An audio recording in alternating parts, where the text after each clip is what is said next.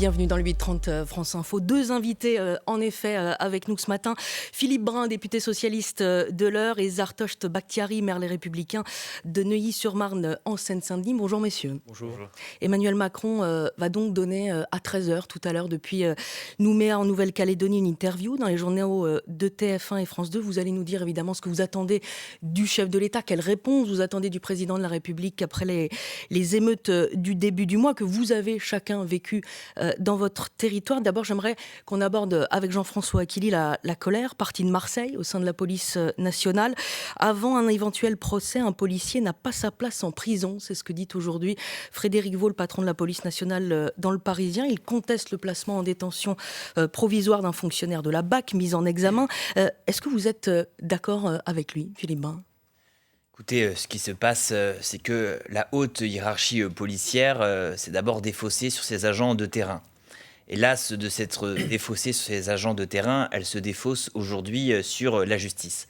Ces propos sont inacceptables de la part d'un membre de la haute hiérarchie policière qui est justement chargé de faire respecter les lois. Vous réclamez des sanctions ? Oui, nous demandons très clairement à la fois que le Parlement soit réuni. C'est une demande qu'a faite Olivier Faure hier, premier secrétaire du Parti socialiste. Et nous demandons également, je demande, la suspension de ces deux hauts fonctionnaires qui ont commis, de notre point de vue, une faute. Vous dites les deux, c'est parce qu'il y a aussi Laurent Nunez, le préfet de police de Paris, qui s'est exprimé sur Twitter en soutien. Il est absolument inacceptable, je le rappelle, que des membres de l'autorité publique qui sont chargés de l'exécution des lois et de l'exécution des décisions de justice se placent finalement en contradiction même avec ces décisions de justice. Oui. C'est extrêmement grave ce qui est en train de se produire et ces deux hauts fonctionnaires doivent s'expliquer. Zartocht Bakhtiari, est-ce que là, les policiers disent finalement on est au-dessus des lois, selon vous ? Non, c'est ce que semble dire Olivier Faure, le patron du pays. Non, je pense que les syndicalistes policiers, d'ailleurs, le disent très, très justement. Personne ne demande à ce qu'il y ait une justice d'exception pour les policiers. La justice doit être la même pour tous, les lois sont les mêmes pour tous en République, et personne ne demande à être au-dessus des lois et d'être exempté en réalité des sanctions qui sont le quotidien de tous les justiciables. Mais moi, plusieurs choses me dérangent profondément et ce que vient de dire le député Brun à côté de moi me dérange aussi. C'est le fait d'avoir des députés LFI, NUPES qui prennent pour cible en permanence les policiers. On a un député, monsieur Léaumont, qui prend pour cible, tweet sur tweet, la police et qui demande en permanence à Gérald Darmanin de remettre de l'ordre dans la police en les prenant pour cible de manière générale. Plutôt que de se concentrer sur les policiers, je pense que on aurait été heureux de les entendre avec autant de fermeté sur les délinquants. Et la deuxième chose qui me dérange profondément également, c'est que c'est le en même temps à l'œuvre. Je n'ose imaginer ces hauts fonctionnaires de la police nationale faire ces déclarations sans l'aval de Gérald Darmanin. Donc en réalité, avec l'accord... Frédéric Vaux a un ticket de sortie, il peut y aller. Je pense. Oui. Sauf qu'en réalité, de l'autre côté, on voit que c'est le procureur de la République qui avait requis la mise en détention provisoire des policiers. Donc en réalité, ça a été fait avec l'aval du ministre de la Justice. Donc en fait, d'un côté, on a Gérald Darmanin qui veut excuser, en tout cas qui affiche une excuse des policiers, des hauts fonctionnaires, et de l'autre côté, monsieur Dupond-Moretti qui veut absolument les placer en détention provisoire. Je pense que c'est une ligne qui est totalement illisible et c'est le en même temps à l'œuvre et qui, à mon avis, nous pousse dans la crise et qui nous... Philippe Brun, pour répondre à ce que dit Zartocht Bakhtiari, il est vrai que certains élus de la France insoumise, qui font partie de la grande famille de la NUPES à laquelle vous appartenez vous-même, sont très critiques systématiquement à l'égard de la police nationale des forces de l'ordre. Oui, nous avons vous tenez le même discours vous-même ? Nous avons valoir nos divergences au moment des émeutes. Nous avons appelé très clairement au cadre et au Quand calme. Vous dites nous, c'est-à-dire les socialistes. Bon, donc personne ne peut nous accuser de ne pas être du côté des forces de l'ordre, du côté des policiers de terrain. Moi, je suis du côté des policiers de terrain, ceux qui appliquent les ordres. C'est pas les policiers de terrain qui ont décidé de mettre en place des tirs de LBD. C'est pas les policiers de terrain qui ont décidé le rétablissement des brigades motorisées qui avaient été arrêtées depuis Charles Pasqua. Les policiers de terrain, on les envoie au front et ensuite c'est eux qui doivent payer les conséquences judiciaires des ordres qui sont donnés par leur hiérarchie. C'est ce que je disais en introduction de cette interview. La hiérarchie policière s'est d'abord défaussée sur les policiers de terrain et aujourd'hui, elle se défausse sur la justice. Il y a à mener en France une grande réforme de la police. Les policiers de terrain... Ça passe par quoi, Philippe Brun, cette réforme de la police nationale? Par exemple, aujourd'hui, il y a un taux de suicide 2 fois supérieur dans la police nationale que dans le reste des professions. Il faut aujourd'hui débureaucratiser la police nationale, mettre fin à ce système clanique de cogestion dans la police nationale qui soumet chacun des policiers à un système où il faut être membre d'un syndicat pour pouvoir être promu. Il faut également rendre plus indépendantes les enquêtes de l'IGPN. Nous avons proposé de transformer l'IGPN en autorité administrative indépendante. Elles ne le sont pas aujourd'hui? Elles ne le sont pas suffisamment, à l'évidence. Et puis, il faut aussi davantage de formation pour nos policiers. Il faut aussi revaloriser ce métier.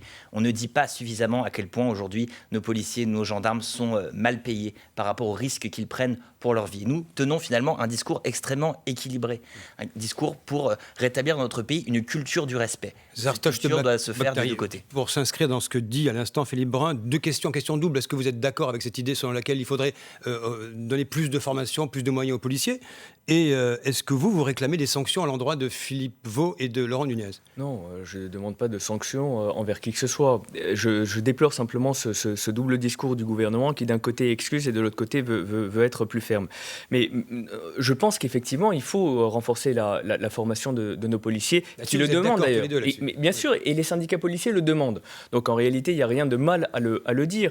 Moi, ce que je déplore, c'est le discours ambiant qui veut généraliser, en tout cas criminaliser en réalité la police nationale. C'est ce qu'on entend de la part de certains députés NUPES et qui m'est profondément insupportable quand on a passé des jours entiers avec nos policiers municipaux, nos policiers nationaux, nos gendarmes, nos forces de l'ordre, les pompiers sur le terrain. On ne peut pas accepter une seule seconde ce genre de discours. Vraiment.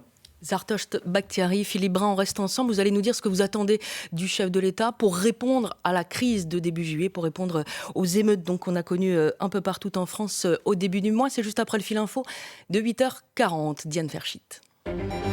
Des milliers d'hectares ravagés par les flammes sur l'île de Rhodes, en Grèce, île très touristique où 30 000 personnes ont dû être mises à l'abri ces derniers jours face à l'avancée des flammes. Des évacuations dans des conditions très difficiles. À l'aéroport, les touristes attendent des vols pour rentrer chez eux alors que plusieurs compagnies aériennes ont suspendu leur liaison vers Rhodes. Et sur l'île de Corfou, cette fois, là, ce sont 2500 personnes qui ont dû être évacuées cette nuit. C'est la démocratie et le respect de l'état de droit qui se joue. Réaction d'Olivier Faure, le premier secrétaire du Parti socialiste, au propos du directeur général de la police nationale dans le Parisien. Aujourd'hui en France, Frédéric Vaux dit souhaiter la libération du policier placé en détention provisoire à Marseille pour des soupçons de violence. Le savoir en prison m'empêche de dormir, affirme Frédéric Vaux. Réunion du gouvernement remaniée à Matignon ce matin avec un mot d'ordre: anticiper les risques de la rentrée. Les ministres vont se pencher sur la rentrée scolaire donc, mais aussi sur la préparation du budget 2024 et l'accélération de la transition écologique. Au lendemain du deuxième sacre de Jonas Vingegaard sur les Champs-Élysées, le Tour de France Femmes, lui, se poursuit. Parcours très accidenté. Au menu aujourd'hui, des coureuses, 152 km entre Clermont-Ferrand et Mauriac dans le Cantal. France Info. Le 8-30 France Info, Jean-François Aquili, Marie Bernardo. Alors, Zartosht Bakhtiari, maire Les Républicains de Neuilly-sur-Marne, et Philippe Brun, député socialiste de l'Eure. Vous êtes dans la circonscription, celle de Pierre Mendès France. Chacun a vécu dans son territoire les 6 nuits d'émeutes urbaines. Est-ce que, je commence par vous, Zartosht Bakhtiari, est-ce que vous souhaitez que le président de la République y reviennent aujourd'hui depuis Nouméa en direct dans le 13h, ou est-ce que vous estimez également que ce sujet était un peu escamoté, ou pas d'ailleurs, lors de sa première intervention? Totalement, je pense qu'il faut y revenir, et je pense également que le président de la République n'a pas pris la mesure de la gravité de la situation. Vous savez, quand on est maire, on travaille au quotidien avec l'État, avec le ou la commissaire de police, avec les services de l'État, avec le préfet. Pour nous, le président de la République, le chef de l'État, est celui qui doit incarner une vision, qui doit donner le cap, qui doit nous dire dans quelle direction on va aller. Moi, aujourd'hui, ce que je constate, et je suis d'ailleurs dépité de cette situation, c'est de voir le président de la République qui ne prend absolument pas la mesure de la gravité de la situation, alors que nous, les habitants de chacune de nos villes qui ont été gravement touchées, on voit les stigmates et les séquelles de toutes ces émeutes tous les jours. En réalité, aujourd'hui, moi j'ai l'impression qu'Emmanuel Macron fuit même physiquement ses responsabilités. Il y a 3 semaines, quand j'ai été reçu avec 200 autres maires à l'Élysée, on avait le président de la République face à nous et on n'a strictement rien entendu du président de la République en 3h30 d'intervention. Vous attendiez quoi exactement? Mais j'attendais simplement des choses fortes. J'attendais que le président de la République dise qu'on va être plus ferme avec les délinquants, qu'on sera plus fort avec ceux qui veulent lutter contre ces délinquants et qu'on donne aussi un cadre par l'éducation, transmettre en réalité ce qui permet de créer cette identité nationale qui est la nôtre et qui doit être partagée. Sauf que je n'ai rien entendu de tout cela. Ce que j'ai entendu, c'est le président de la République qui a dit simplement... Techniquement, on ira plus vite sur les appels d'offres, on essaiera de reconstruire plus vite les murs. Sauf que ce ne sont pas les murs qu'il faut reconstruire, c'est les esprits qu'il faut reconstruire et de toute urgence. Donc moi, je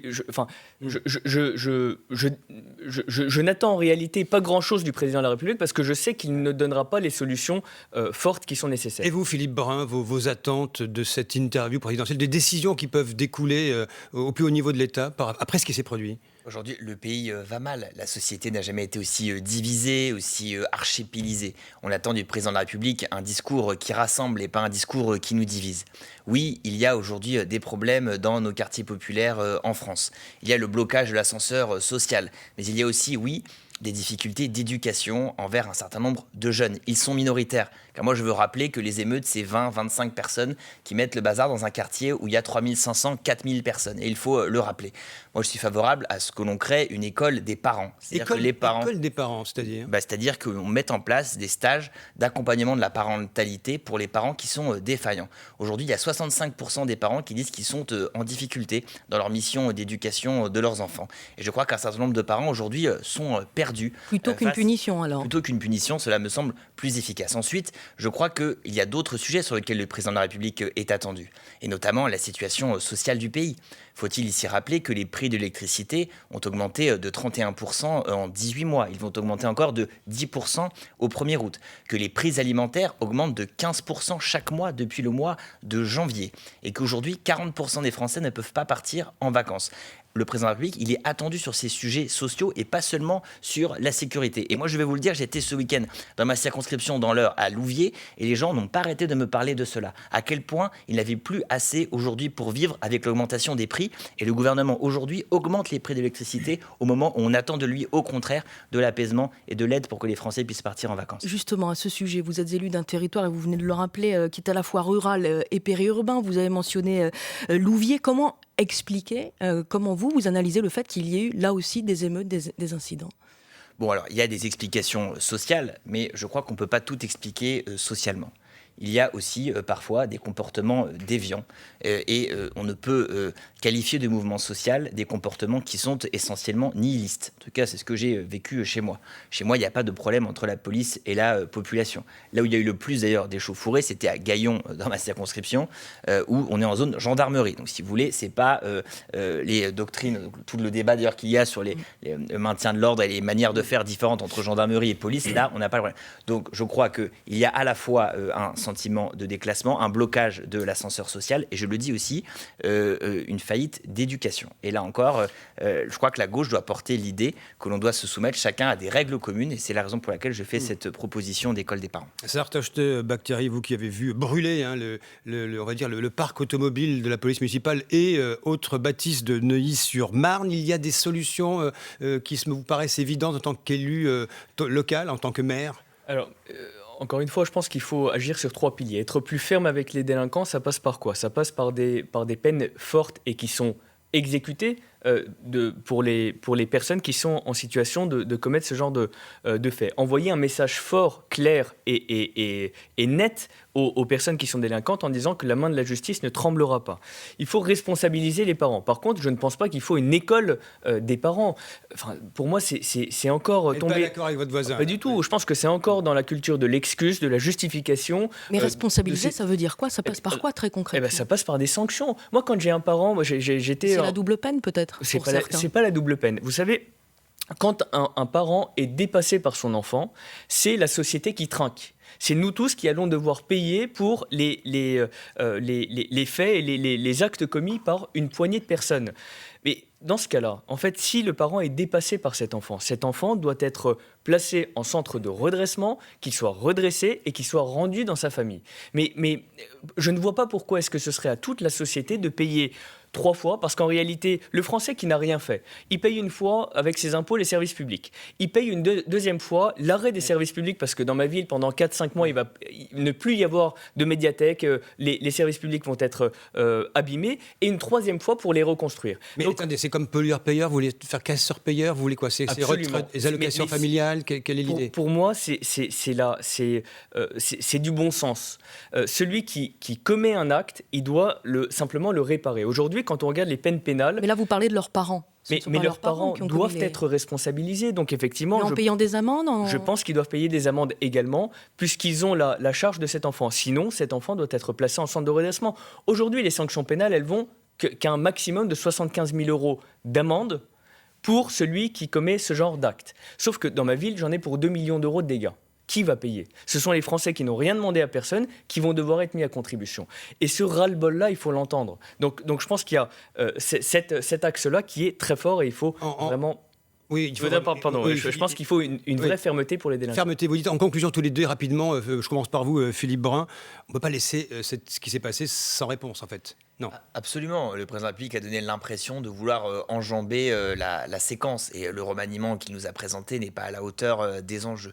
Encore une fois, on a besoin d'un gouvernement, d'un président de la République qui rassemble le pays, qui tresse une perspective et un récit. On a, depuis le début de ce nouveau quinquennat, que de la brutalité. Brutalité contre la réforme des retraites. Gouvernement à coup de 49-3. Et là, on le voit, un été particulièrement difficile pour les familles françaises. Donc, ce qu'on attend du président de la République, c'est qu'il soit celui qui unisse la nation et qu'il fasse des propositions fortes pour permettre aux Françaises et aux Français de passer l'été. Zartosh Bakhtiari.